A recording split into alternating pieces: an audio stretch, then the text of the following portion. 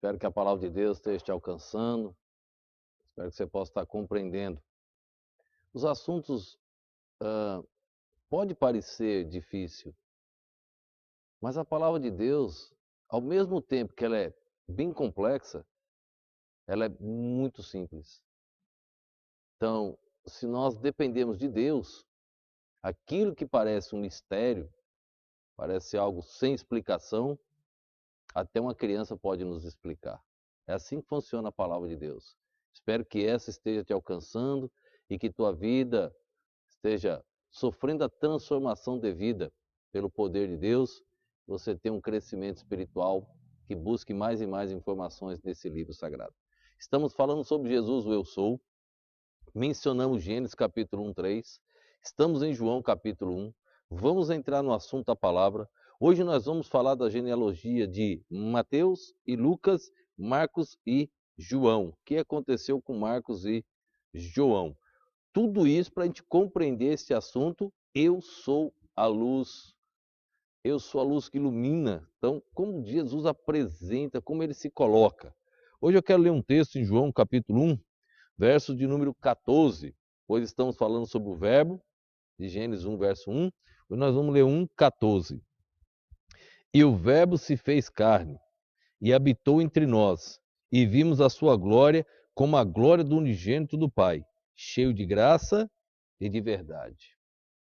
Lendo rápido esse verso é simples, mas é de um conteúdo tão profundo aqui para ser estudado. Tem que ser pesquisado com carinho. Aqui fala de Jesus, o mistério, o nascimento do Senhor. Muitos falam, é simples, eu creio. Quem crê realmente, quem entende o nascimento de Jesus Cristo, que Ele é Deus, muda de vida, é transformado, é filho de Deus, segundo este livro sagrado, que eu creio. Então, alguns não vivem esta fé. E é diferente, você percebe pelo caminhar, pelo testemunho, pelos frutos das pessoas. Precisamos conhecer isso mais profundamente, precisamos buscar mais no Senhor. E Jesus quer isso, viu? Uma das primeiras também que eu tratei sobre Jesus, ele queria que os apóstolos perguntassem ou questionassem. Jesus quer que a gente converse com ele, que a gente pergunte, e ele sempre está pronto a nos responder. Vamos lá para os nossos slides de hoje. E o verbo se fez carne e habitou entre nós.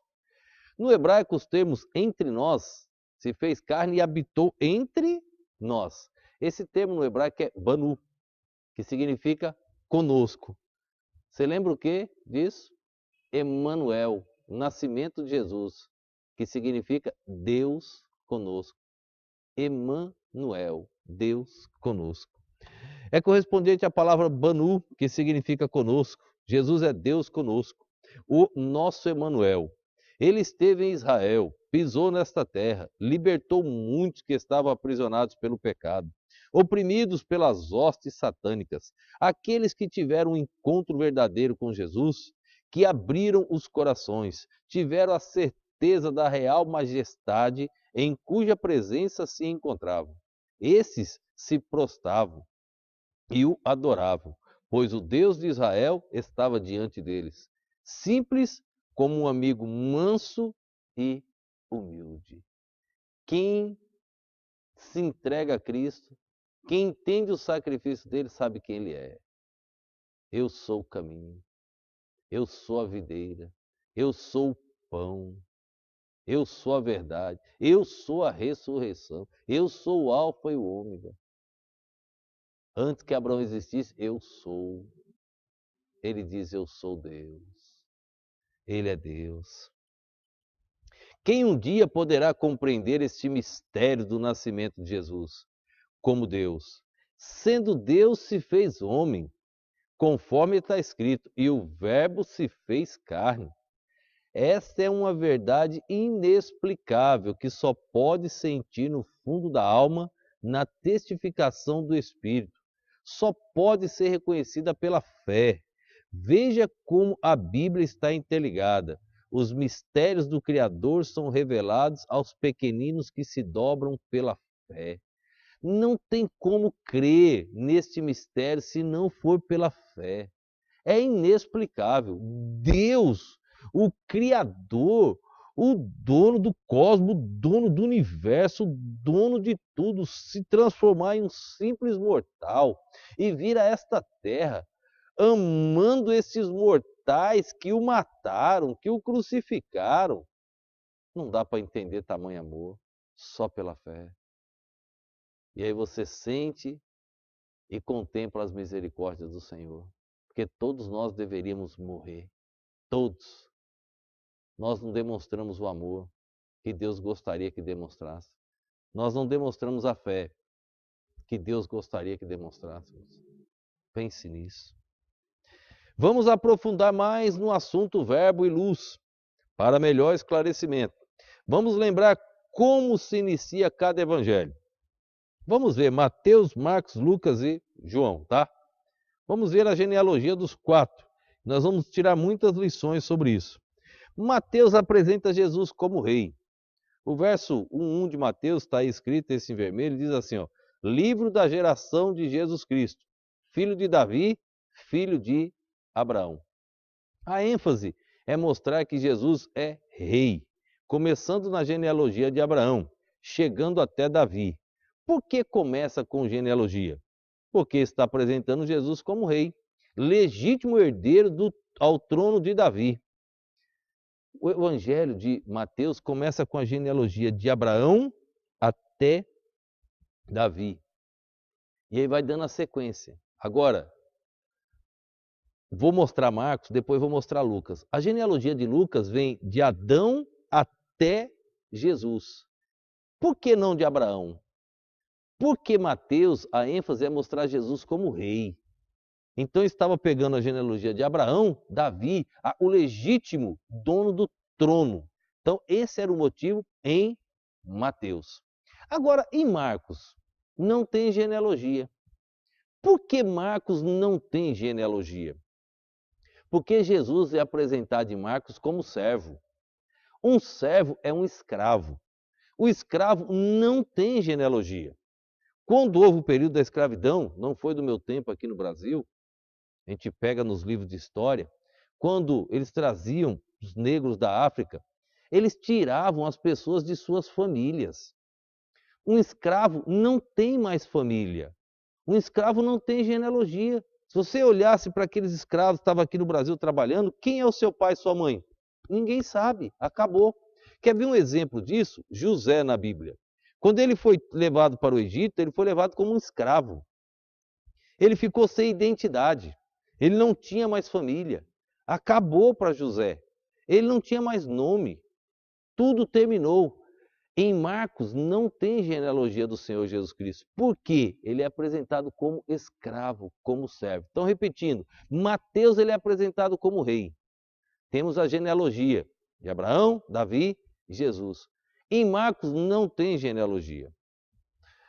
O slide eu digo, o Evangelho segundo Marcos não tem genealogia, pois a ênfase desse escritor é apresentar Jesus como servo. Um servo é reconhecido como escravo, e escravo não tem genealogia, não tem família. Já o Evangelho segundo Lucas foca Jesus como redentor e salvador. Mateus foca ele como rei, então herdeiro legítimo do trono. Marcos como servo e escravo, não tem genealogia. E Lucas apresenta ele como salvador, como redentor. Para apresentar ele como redentor, tem que lembrar de quê? A profecia de Gênesis 3,15, que é o foco de todas as minhas mensagens, todas as minhas meditações teológicas que eu escrevo. O cumprimento da profecia de Gênesis 3,15. Para mostrar isso, a genealogia de Lucas tem de Adão até Jesus. A diferença, Mateus, Marcos e Lucas. Lucas foca Jesus como redentor e salvador. Observe que Lucas tem genealogia, porém diferente de Mateus. A genealogia de Lucas vai de Adão, pois este evangelho apresenta Jesus como filho do homem, a semente da promessa de Gênesis 3,15. Agora pergunto, como Jesus é apresentado no evangelho segundo João? O escritor apresentou genealogia sim ou não e por quê. Mateus ele é apresentado como rei de Abraão, Davi e Jesus. Agora, em Marcos ele é apresentado como servo. Servo não tem, é escravo, não tem família, não tem genealogia. Não tem nome, não tem identidade. Em Lucas ele é apresentado como libertador e salvador. Então precisa cumprir a profecia da semente de Gênesis 3,15. O nascimento de Jesus, cumprimento da profecia. Em João, João ele é apresentado como filho de Deus. Não tem genealogia, porque Deus não tem genealogia. Ele é apresentado como filho de Deus. Marcos não tem genealogia porque ele é escravo. E em João não tem genealogia porque ele é filho de Deus. O Evangelho segundo João visa apresentar Jesus como filho de Deus. Se é filho de Deus, automaticamente ele é Deus. Ó, filho de peixe é peixe. Filho de águia é águia. Filho de gente é gente. Se eu continuar aqui, filho de pato é pato. Filho de cavalo é cavalo. Filho de zebra é zebra. Filho de hipopótamo é hipopótamo. Não tem como mudar o DNA. A ciência tenta trabalhar aí, mas atrapalhou tudo. Não tem como. O que Deus criou vai dar continuidade. Você planta abacate, nasce abacate. Você planta abóbora, nasce abóbora. Então não tem como mudar. Deus deixou as sementes. Deus deixou o DNA pronto. Animal, vegetal e etc. Não tem como mudar. Então, Jesus era filho de quem? De Deus. Se é filho de Deus, é o quê? Deus. Como mudar? Ele é o filho de Deus. Então, ele é quem? Deus. Por que esse evangelho não apresenta genealogia? Porque Deus não tem genealogia. Sem pai, sem mãe, sem genealogia. Não tendo princípio de dias nem fim de vida, mas sendo feito semelhante ao Filho de Deus. Permanece sacerdotes para sempre. Hebreus 7, verso 3. Quando o autor de aos Hebreus escreve sobre Melquisedeque, mencionando que não tinha genealogia, faz uma comparação com o Filho de Deus, mais semelhante ao Filho de Deus.